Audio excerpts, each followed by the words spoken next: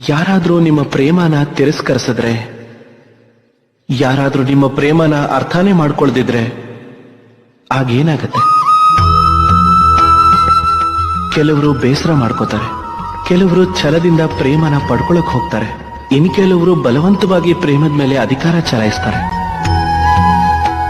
ಆದ್ರೆ ನಾವ್ ಯಾರನ್ನ ಪ್ರೇಮಿಸ್ತೀವೋ ಅವ್ರು ನಮ್ಮನ್ನ ಪ್ರೇಮಿಸ್ಲೇಬೇಕು ಅನ್ನೋ ಅಗತ್ಯ ಏನಿಲ್ಲ. ಯಾಕೆಂದ್ರೆ ಪ್ರೇಮ ವಸ್ತು ಅಲ್ಲ, ರಾಜ್ಯವೂ ಅಲ್ಲ, ಧನವೂ ಅಲ್ಲ, ಬಲವಂತವಾಗಿ ಅದನ್ನ ವಶ ಮಾಡ್ಕೊಳ್ಳೋದಕ್ಕೆ.